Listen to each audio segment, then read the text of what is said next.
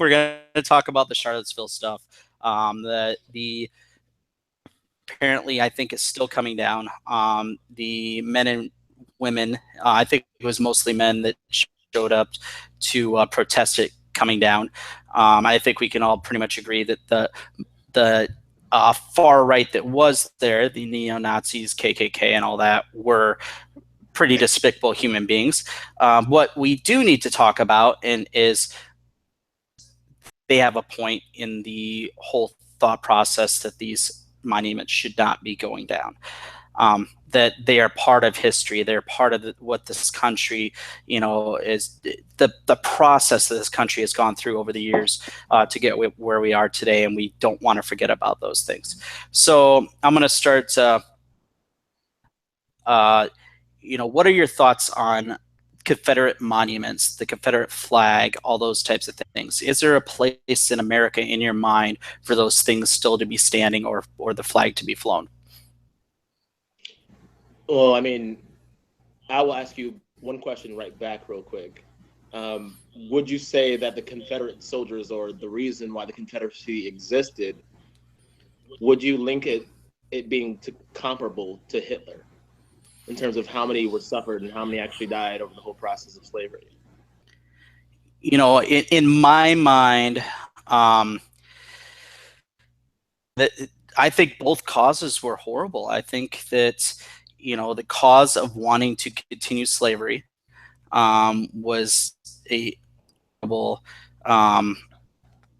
was a dark time in human history and in the United States history. So as far as comparable to what Hitler did, I guess I'd really have to think on that one. I wouldn't say. Sorry. In my honest opinion, I wouldn't.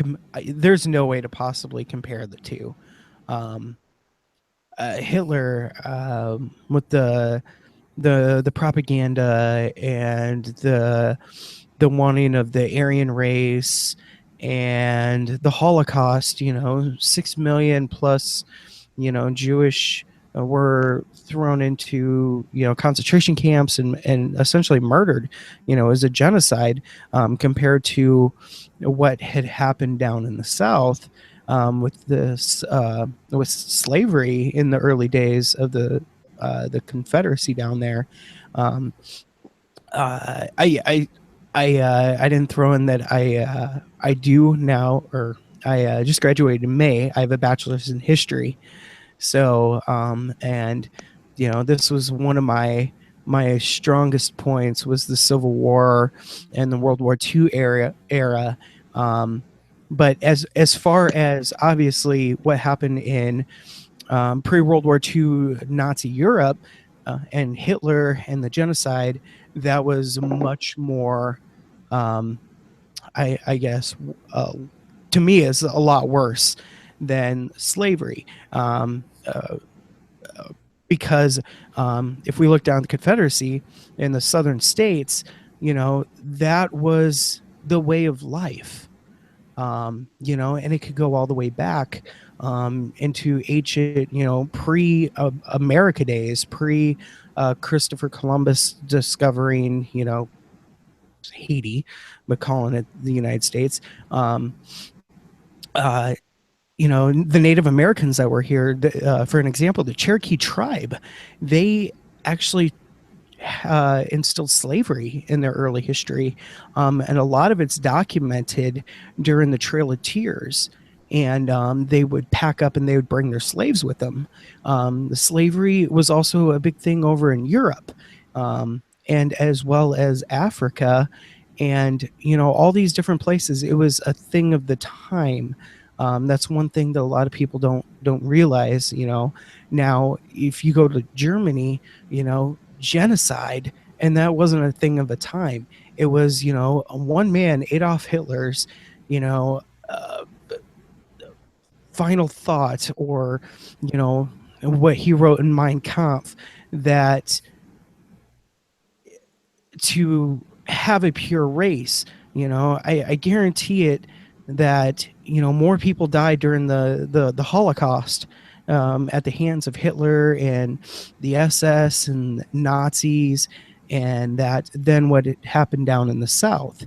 But I mean, the biggest difference between those two events in our history is one was like, like I had stated, in the South, it was a learned behavior, not learned, but it was a thing of the times, and compared to Germany, it was this guy, who was a war hero, Adolf Hitler, World War I. He was a decorated German soldier, a war hero, and he was able to rise to power and become the dictator, and then to have these ideals of the one white Aryan race. So it's almost like comparing, a Volkswagen Beetle to a Hummer. These two events, the significance of, whether the hardship, I know it was hard for African Americans down in the South, obviously with the slavery and stuff like that, and as well as, the Jews in Europe, and that during World War II and the Holocaust. But one was a thing of the time compared to, just one guy rising to power over a 15-year period and instilling, this is how it's going to be throughout Europe, and them wanting to take over the world with this ideology. So All right, let's kind of focus on some of the characteristics of what American slavery was actually about. So a lot of the times, they would be taking these ships and they'd stop in the Caribbean to what they would call break the slaves in. And so the biggest, strongest, toughest males a lot of time would be raped in front of the whole entire slave, community, mhm. just to break the rest of them. And and actually the term motherfucker actually comes from slavery, because they would put masks on these guys and make them have sex with their mothers to make more slaves. Now, the average age of a black slave, in terms of the average life expectancy, was about 21 years old, meaning that you were literally worked to death. And you'd have three generations of children and slaves living together, if not being torn apart from their own families, basically in 21 years. I don't know how that happens, but we all know how it happens. It happens through systematic rape and oppression. So along with the brutalization from, making two slaves fight to the death, to ripping families apart, to, basically having families sold down the river is what they used to call it. There was nothing nice about American slavery, or I mean, we can say, the Holocaust was terrible, and you can say it was bigger. But in terms of, we can compare an 8-year period or 10-year, 15-year period to 260, 70 years. And then right after that, you go to Jim Crow. And in between that time, you have about 4,000 lynchings and killings from the Ku Klux Klan, to modern day America of what we have today. So, I mean, I couldn't disagree with you more. I mean, probably because I feel it and I see it and I experience it every day. But when we talk about, what actually happened in that town, those people don't realize that they're all experiencing the same exact problems, from not having health care, from not having a job that pays them a level of income that they feel comfortable with, that they can grow and take care of their families. They don't have a level of education, and if they do, they're paying for it till they're 50 or 60 years old. So we have an economy essentially based and built to devour the next generation. And so we sit in a country that at $1.3 trillion of student loan debt. And when you think about that, how are millennials supposed to buy houses? How are they supposed to, get an IRA started? How are they supposed to, join the economy that they want us to do and be a part of? So I mean, I'm looking at all this racism stuff from a 30,000-foot view when I look down. And it's simply, these people are fighting each other because they don't have or realize who the common enemy actually is, which happens to be the ruling class of the United States of America. Oh, and yeah. I mean, fascism and hatred and bigotry, Mhm. the perfect climate for it is the stagnation of American workers and the development of the American people as a whole. So when you have 70% of a population basically being voiceless, laws get passed? What policies go about helping the general public? How do we go about helping our general welfare? How do we justify dropping a $300 million bomb overseas when people in Flint, Michigan still don't have clean water? Like, Yep. The thing so is, Isaac, I think you make really good points there, in the fact that the system that allowed racism to continue for as long, or slavery, I mean, to racism still there, was slavery to continue as long as it did, is very similar to this, the systematic things that are happening that are allowing for of poverty in this country. Our economy will collapse if we pay people more. Back then, they needed slaves for the economy to continue in the South. Their whole economic system, for the most part, was reliant upon slavery. And really, in a lot of people's minds, our economic system right now is reliant on there being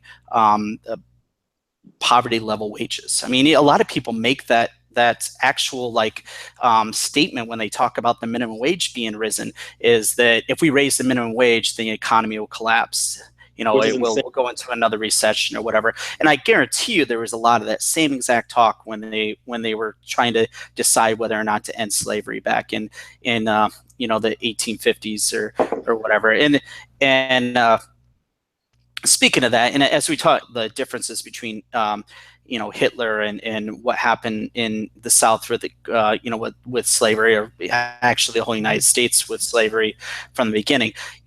I think one thing that there's definitely a difference is that slavery was a systematic thing that people just kind of lived at that point. I don't think there was any one person you can really point to and say that person was responsible for all that. With obviously with the Holocaust and stuff like that, there is definitely one person you could point to and say that was an evil gentleman. And I think with this, as we look at, and I've heard arguments on both sides on Robert E. Lee and what he really did stand for, and the things that I've seen people point out that apparently he to teach some of the young slaves how to read, that type of thing. And I've, whether that's true or not, there's so many different facts and everything being thrown out there, and we just don't know who these men really were. During the Civil War, we know who Hitler was. Hitler was a very, very bad individual of his own mind. He decided to be that person. However, I don't think that necessarily takes away the culpability of the people that were involved in the slave trade. But I also think there's. I will add this. I feel the legacy of slavery is significantly stronger than the legacy of the Holocaust. I mean, just from, you can look at things today, look at studies today, and see that blacks and whites smoke marijuana at the same exact rates nearly. And yet blacks are still arrested 3.7 times more than whites for the same exact crime. So when you see things like this, and the legacy of slavery still shows itself in today's, even our judicial system, where you're 18 times more likely to be tried for as an adult as a black child versus being a white child. So the empathy mark between being a white person or a black person, I mean, if I were to ask you, Darren, and ask you this in terms of, if I were to say, your people, the name that you have right now as your last name is not your last name, and the language that your great grandfather spoke is not what you speak today, because it was stripped away from him, along with his culture, his dignity, and a lot of times family members. And then I tell you, we need to have a reminder of a commander on the other side that fought against that very legacy, or fought for that very legacy. Would you still say, as a black person, we need to have this up as a reminder of the past, even though as a black person, you're constantly reminded every day of the past? You make a good point. Like what you just said, and you put it to me that way. I do see your side of it. My biggest thing was, with the Robert E. Lee statue, or the Stonewall Jackson statues, and going and taking them down. I have two issues with this. Number one, if they're going to get taken down, let let the government or whoever take it down. Don't go rip down stuff and deface property, to prove a point. I'm with Um, you. do it civilly, like what happened a couple days ago. Shortly after the whole Charlottesville thing, the group that were protesting that wanted it removed climbed up there, tied a rope around it, pulled it down, broke the thing. It was really cheesy how they started like kicking it and all that little stuff. Yeah, and the guy with the Um, guitar. oh god, it was so cheesy. But I will say this: I didn't care.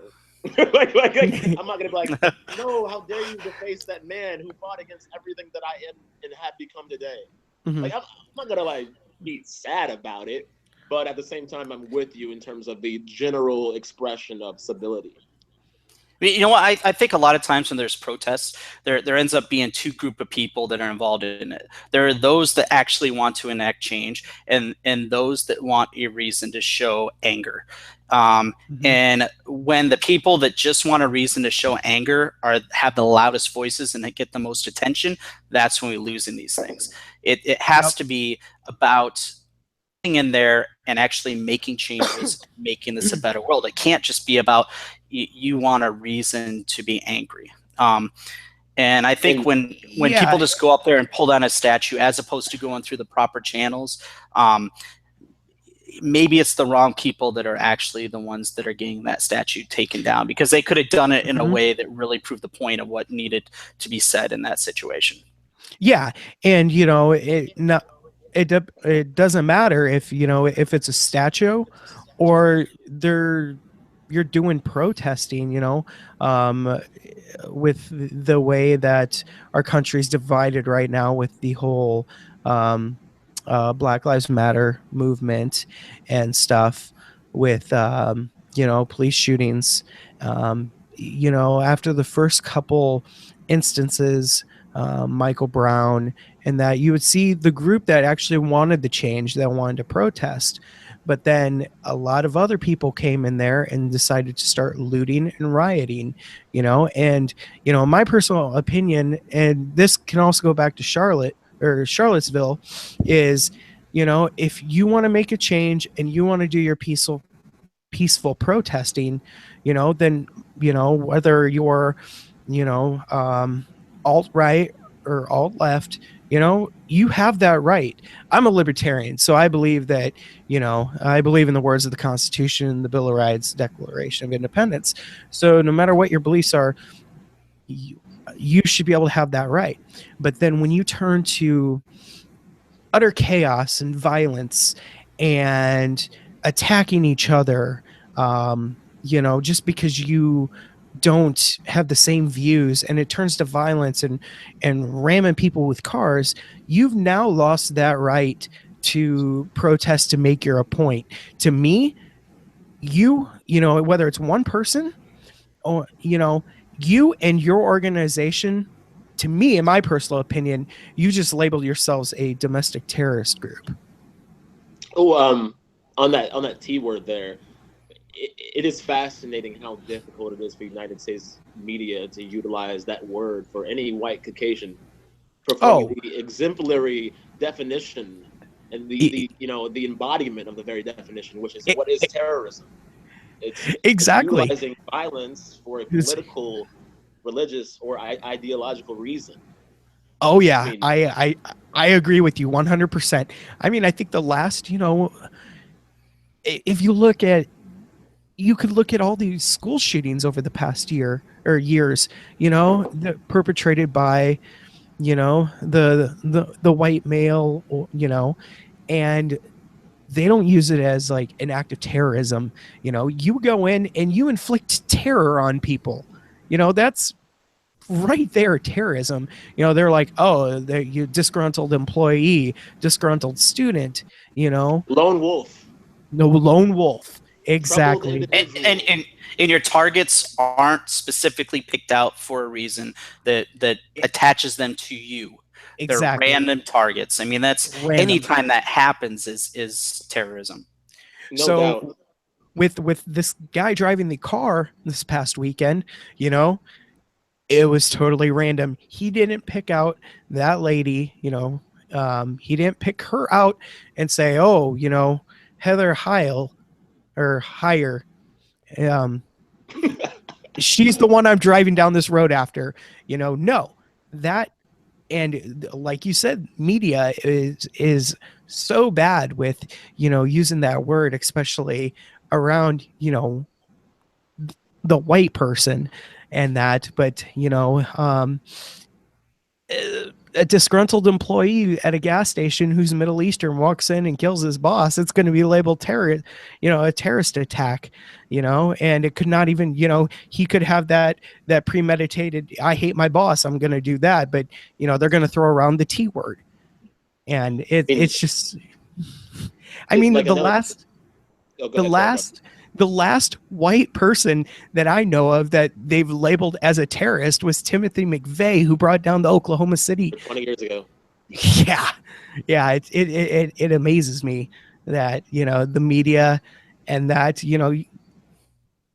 if the media itself has wraps onto these stories and wraps onto the whole victims, and to tell the victim story, it's like they tell completely one side and this and that, Have you ever seen like a collage of videos in which they describe the white perpetrators in a better light than the black victims? yep. It's incredible. But when you think about that kind of systemic, conditioning of the mind, it can Hmm. make you terrified of anything. And Americans have always been a very terrified people. I mean, it's the reason why we attack a country that had nothing to do with 9/11. Hmm. While at the But same you know time, what? We as a species are like that, though. Anybody or anything that's different than what we know, or whether it's religion or color, or anything, there's a natural fear of that. I mean, that's something that we have to consciously work at getting over. It just doesn't just happen. You have to actually think about it. You have to have laws into place. You have to have education into place to get people to not fear that which is different. And the thing is, little kids don't see differences. As you grow up, your mind starts discriminating against things more, and it starts noticing that there's something different between this and that. And when you grow up and then all of a sudden decide what's different is bad, that's when we have these problems. I only disagree from this standpoint. You have the videos and the studies of having a little black girl hold a white doll and a black doll, and you ask them which one is pretty, and you ask them which one is the evil one, and you ask one which one is the good one. Like, these are really revealing conditioning methods of, I mean, our children are already impacted by the media and by the Hmm. environment in which we allow them to bathe in. So, like, I mean, I'm not worried so much about our generation coming up because we're much more empathetic and we have much more information than Yep. our parents did. What I am worried about is having a world in which that we can do that, because you're seeing all the American angriness coming out right now, and it has nothing to do with they're even legit racism, and it has more to do with them being left behind by their government. And Yes. when you have, I mean, when you just look across the pond, I mean, even Russia has single payer healthcare. What the hell? I mean, Mexico has single payer healthcare. I mean, it's not rocket science. This isn't something that we have to try to reinvent and try to use free markets to do their thing for us. Because, I mean, if it's a profit motive, then the motive of the company will be to not insure an individual who is sick, which eliminates the whole point of healthcare in the first place. I mean, like, the reason why European countries are much more communal in terms of how they look at their neighbors and whatnot is because of they've been conditioned to think that way, while we've been conditioned to cling on to words like more freedom or more choices, versus having a structure that has no profit in it whatsoever, which focuses strictly on how do we get these people healthier and better, and how do we implement more preventative care. Because you have individuals in this country that are taking their medicine every other day just because they can't afford it and they need it to extend longer. So they end up dying or causing themselves more problems because they couldn't take their medication in the first place because they couldn't afford it. So in the wealthiest country in the world, when you're paying 2 to 3 times the drug prices, you have a system in which there aren't really any jobs that are available that aren't like service based, that basically don't pay you shit, and you have to work 2 or 3 of them just to survive. But at the same time, the owners of Walmart own half the wealth of American people. Like, that's not right.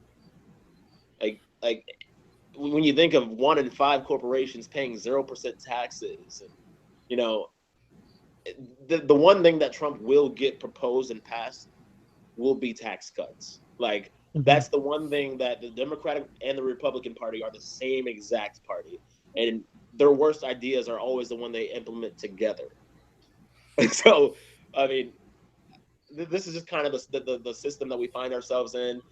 But until we as people stand up and fight for what we actually need in terms of, making sure that our women are taken care of with, 6-month maternity leave pay, making sure that a young woman at the age of 15 knows that she can go to any college, any public college in the United States of America for completely free, because college doesn't really cost anything. College is an investment in the American people, who will eventually pay more taxes, who will eventually be more productive with their lives. This isn't hard to do, but we have to get through the stagnation of just accepting what the masters from the corporatocracy and the plutocracy allow us to have. And we're not going to have single payer. We're not going to have a higher minimum wage. We're not going to have more public transportation electronically until we stand up and fight for these things, because we can be as hopeless as we need to be. But guess what? If there is no movement, there will only be more production grounds for fascism and racism and the events like we saw in Charlottesville. And that takes me back to like a quote, hearing you talk about that from Thomas Jefferson. It's when the people fear their government, there is a tyranny. When the government fears the people, there is liberty. I see a lot of that right now with the whole just the way the stuff's going with everything. Sorry, I just been searching for this quote and it stuck out to me, and I wanted to make that or put that across. Is whether you're a conspiracy theorist or you're very, I guess, closed-minded. The government's scared and they are pushing us down that enabling the lower middle class with the horrible health care, whether it be Obamacare or was it the ACA, or even now into Trump care. There endless perpetual war. How about that? I mean, yes. And then when our soldiers actually come back, actually having a program for them to get better. And having I don't care if it's a retreat on a tropical fucking island. These people are protecting us. Like how are they not having the best psychiatric care, the best anybody that ever serves for our country should never pay for health care again in their life. I agree. And go ahead.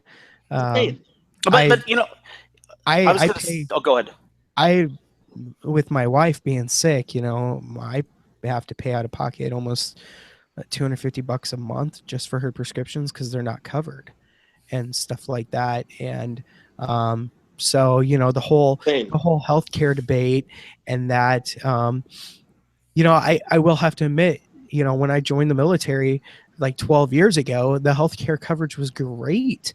And it's, gone to shit over probably the last 8 years. And, I don't know if it's attributed to the whole ACA and that. But I know a lot of my, fellow service members that do have, PTSD and that. One of the number one ways of treating that is just to get them push pills and not even really take the time for that issue, let alone it needs to be a lot better. Oh, well, and then I'll ask you this: do you think that's a problem in only the black community, in only the white community, or is it just an American problem? It's an American problem. Thank you. Absolutely. And this is the thing, is this is what it all comes down to. There's 10% on of the population on both sides that want us to focus on things like abortion. They want us to focus on this guy's going to take away our guns. They want us to focus on things that really aren't that, and allowing us to come together and be focused on the things that we can all agree on. Like, I would say 80% of the population agrees with each other, or at least a varying degree of each other in just about everything. But we always get caught up in abortion, gun rights, and other issues that honestly aren't going to change. Those things are pretty much set in stone. But you get one side saying this Muslim's going to, Sharia law is going to take over the United States. You got the other side saying that they're, don't get this person in the office because they're going to get rid of abortion. And then we don't ever focus on the issues that really matter. And you know what? Corporate America loves that, because corporate America wants us to be concentrating on things that they don't. Do you think the Republicans that are putting all the money into these all these ads and stuff like that, talking about the Second Amendment, do you think those CEOs of those companies care about gun rights? Or do you think that they know that they can get voters in South Dakota and in the South and some of these other rural areas to vote on their side and against their own economic stuff? Yeah, but they get them to vote against their own self-interest economically. Completely. By using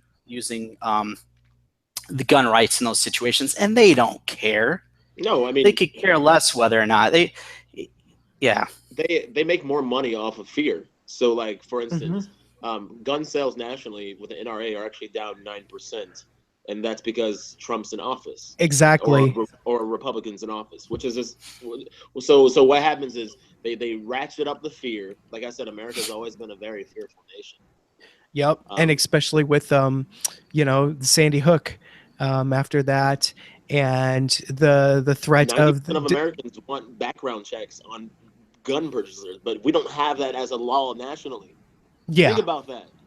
It's almost like we're just this system that, in terms of, you have a president, Obama, come out, and every time I think about those kids, but you did nothing to push policy, you prick. Mm-hmm. Like I don't care about the pretty face that you put on in an ugly government, which is the only plus side to Trump. Well, there's two plus sides to Trump. One, he's the ugly face that we need on American politics to make everybody look at what the fuck the government actually does every day. But he's also like he's perfectly incompetent to not really get past the policies that would devastate the American public the best or the worst, whichever way you're looking at it. You know what I mean? So, I mean, both parties have moved so far to the right that there really is no difference other than, the cornerstones of abortion or gay rights. There's no difference. Civil liberties. You can name off like civil liberties, gay marriage, that whole thing, like the woman's choice, pro-choice, pro-life, gun rights, that. I'm an independent, but I'm a libertarian, so I see views. I'm progressive. Okay, I see it on both sides. I'm not straight down the middle. Sometimes, I go left on some issues, and sometimes I go right. Primarily, I'm for smaller businesses, and that I'm for I'm pro Second Amendment, but I believe that more steps need to be taken for gun ownership. Better background checks. This whole wanting to take away everybody's guns, that's never going to happen. No. In this country, it's never going to happen without another revolution or this and that. It's not, because for the regular law-abiding citizen, you give up your guns, the bad guys aren't going to give up their guns. they're gonna have guns, so. And the thing is, I think this comes down also to the fact that the primary system and the fact that you can't even get through a primary either left or right unless if you abide strictly by the code.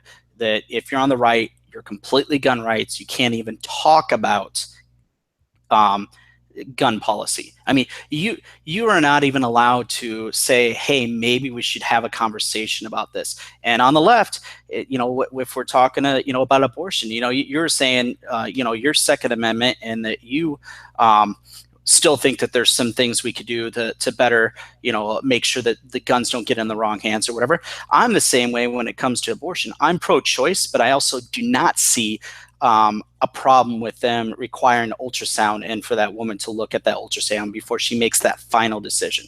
I don't think abortion should be as easy as going in and getting your teeth cleaned. Oh yeah.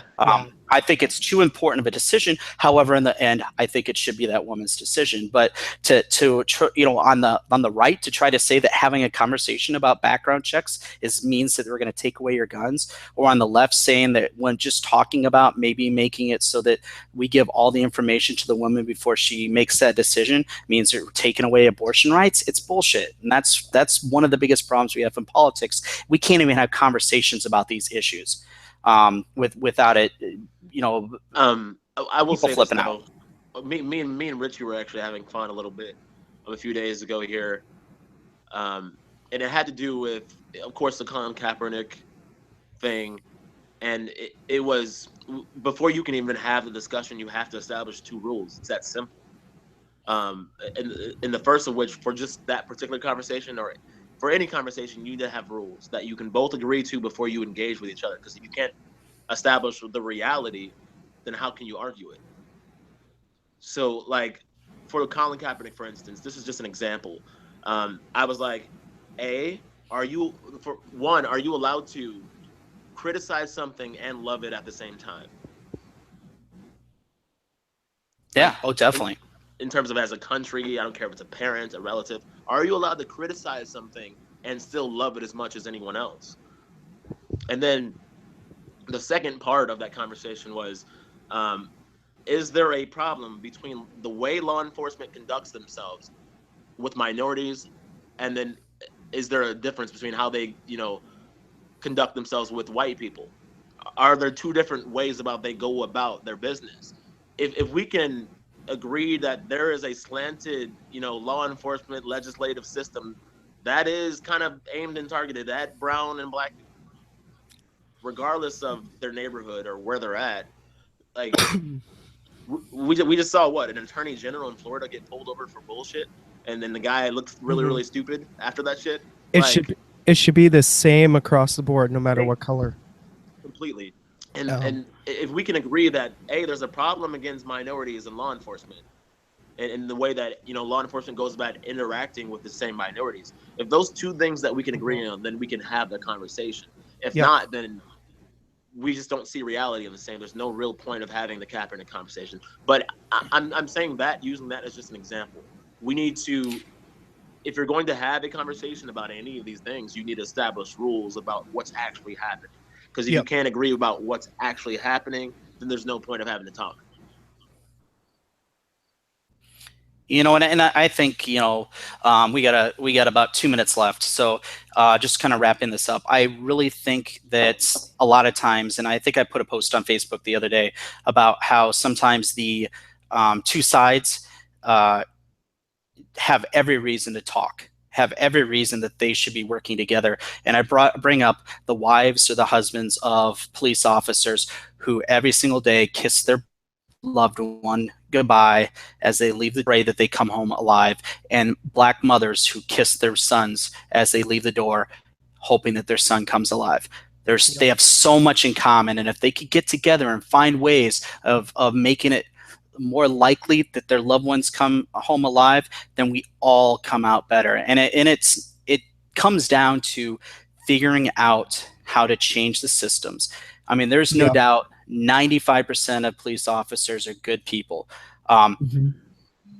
but there's certain ones that get through the system, that get the jobs, that don't have the right psychological profiles or don't have the right training, and that's where we end up in these situations. Yep. And I agree. I disagree with that one though.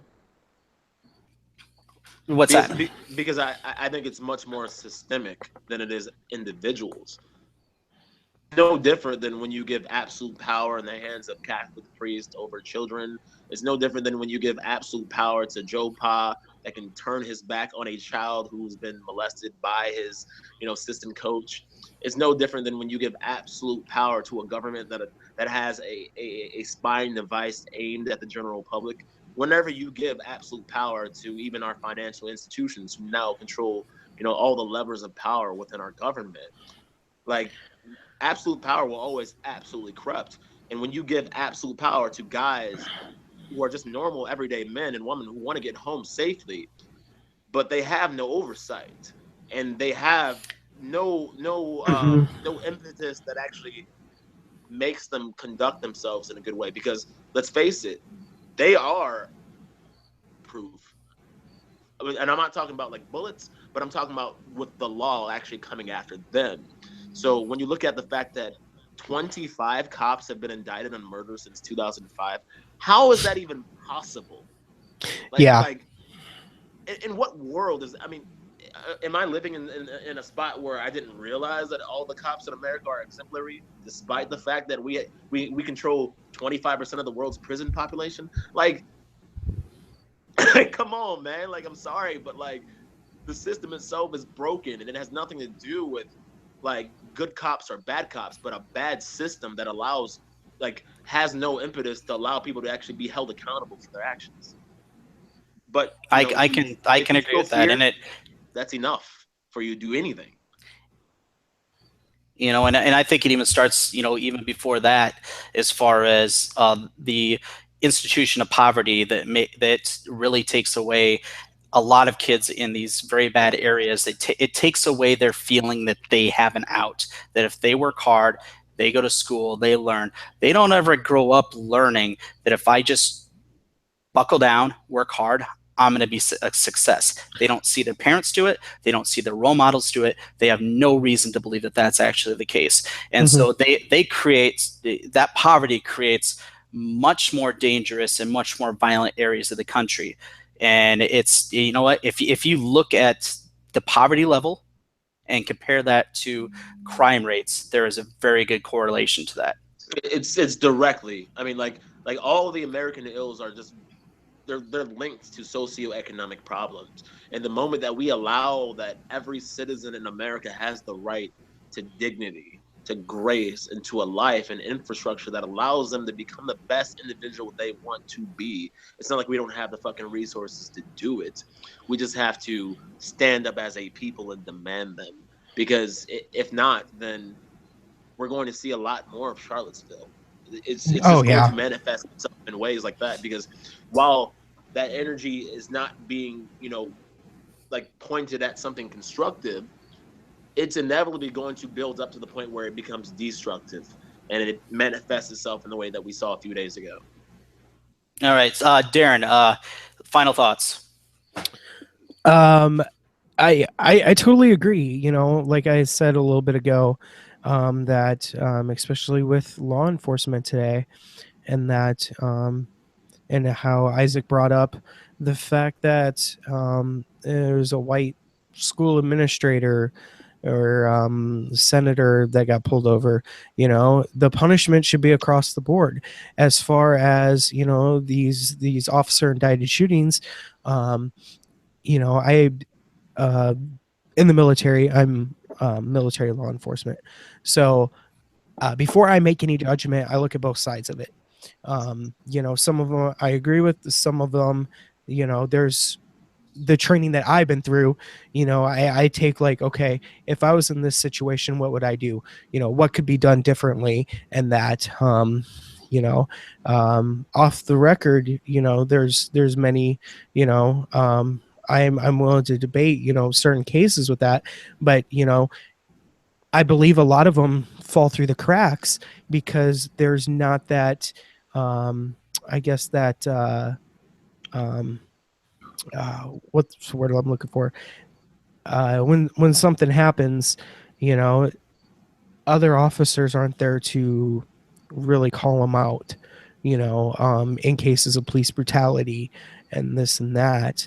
And you know, it is a brotherhood. You know, that the thin blue line is a brotherhood. You know, and you don't want to talk, you know, bad or, you know, call out cops and this and that. But you know, something needs to change, whether it's the training, you know, and but you know, there are huge problems today, huge race divide. um you know, uh you know, some people want to say that, oh, it started, you know, the right side will say, you know, well, we put up with it for 8 years, you know, and to me, that's complete, you know, that's complete bullshit.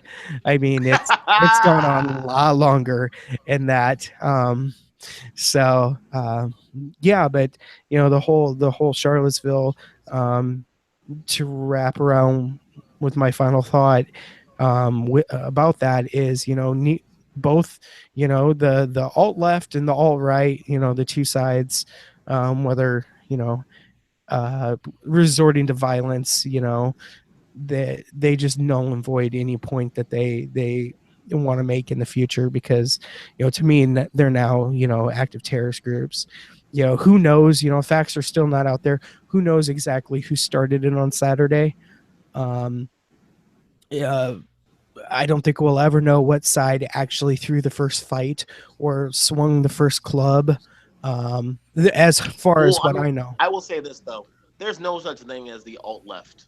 Okay, like the I'm just far. going by what yeah, what you know, you have the left and the right, you know. I'm not, so I mean, I understand. like if you go super duper like far right, you'll find the KKK. If you go Yep. super far left, you'll find Jeremy Corbyn. Okay, like You find hippies sitting there getting stoned, singing yeah, I mean, like "Kumbaya," you know.